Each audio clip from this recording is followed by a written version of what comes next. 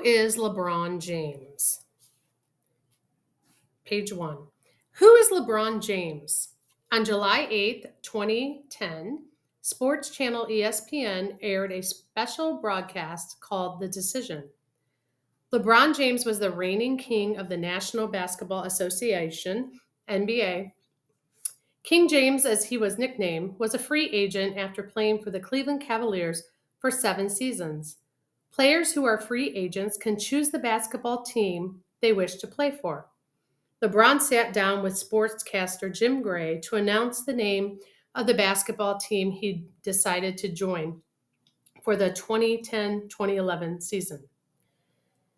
The Decision, as it was called, was broadcast from a Boys and Girls Club in Greenwich, Connecticut. LeBron decided to make his announcement on live TV because ESPN agreed to donate the advertising money from the broadcast sponsor to the Boys and Girls Clubs of American organization, as well as to the other charities. Throughout his career, LeBron had supported the Boys and Girls Clubs. Announcing the name of his new team on ESPN gave LeBron the chance to raise millions of dollars for the organization.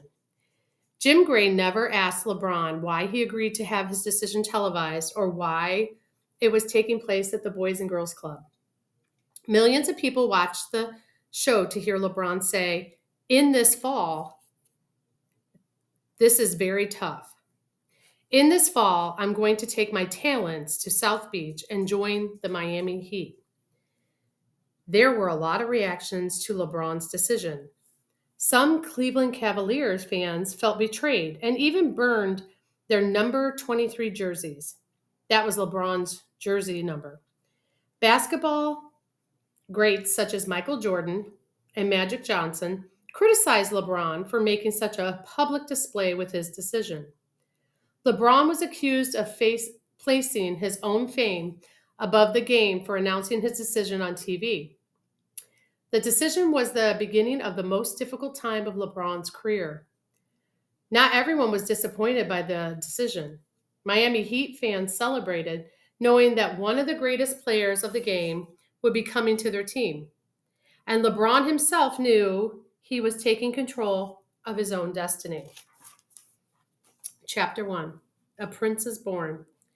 On December 30th, 1984, Gloria James gave birth to a boy at Summa Akron City Hospital in Akron, Ohio. She named him LeBron Ramon James. At 16 years old, Gloria was a very young mother. She was determined to be a good mother. LeBron's father was not a part of his life, but LeBron had family around him. He and Gloria lived with his grandmother Frida and his uncle Kurt and Terry in a house on Hickory Street. Everyone helped Gloria care for LeBron. His uncle Kurt, who was only 9 years old, was one of LeBron's earliest playmates. The family didn't have much money, but they had plenty of love for LeBron. The family lived on Hickory Street in a rough neighborhood. Under the watchful eyes and constant care of his family, especially Grandma Frida, LeBron grew into a happy, athletic little boy. The year he turned 3, LeBron discovered the joy of basketball. Gloria gave him a kiddie basketball and hoop set for Christmas. Even when the hoop was raised to the highest level, little LeBron could slam dunk the ball into the net. That Christmas, LeBron sadly had the first experience with grief. In the early hours of Christmas morning, Grandma Frida's loving heart gave out, and she passed away. Grandma Frida was the heart of the James family. When she died, the family had a difficult time maintaining the house on Hickory Street. It became harder to pay the bills for electricity and heat. The house fell into such despair it was considered unlivable. The family had to find another home. Gloria and LeBron moved from one friend's home to another, staying as long as they could before having to go elsewhere. LeBron estimated that he and his mother moved about a dozen times between the time he was 5 and 8 years old. All the moving meant LeBron missed a lot of school, between 80 and 100 days in his 4th grade year. In 1993, LeBron began playing on a Pee Wee football team called the East Dragons, coached by Bruce Kelker. LeBron was a shy, tall, and skinny 8-year-old when he joined the team, but he was a very good player. He scored 17 touchdowns in his first season with the Dragons. LeBron and his mother lived with Bruce and his girlfriend for a little while. When they had to move again, Frank Walker Sr., coach of the Southside Rangers Pee Wee football team, offered a solution. Coach Walker recognized LeBron's athletic talent, as well as the difficulties of his living situation. Without structure and stability, LeBron was at risk of joining a gang, using drugs, and skipping school. After discussing it with his wife, Pam, Coach Walker asked Gloria if she would be willing to allow LeBron to stay with them, just until she found a more permanent place to live. The Walkers lived in a spacious home in a safe neighborhood. They had a son LeBron's age and a backyard for LeBron to play in. Gloria had a tough decision to make. Should she allow her son to live with the Walkers and their son and 2 daughters? Would LeBron think she was sending him away? Would he be angry with her? Would he fit with the Walkers and follow their rules? The Walkers told Gloria she could visit LeBron anytime she wanted. After giving it much thought, Gloria decided it was the best for LeBron to live with the Walkers while she saved enough money for a home for herself and for her son. The Walkers provided the stability and support LeBron needed. He lived with them during the week and with Gloria on the weekends.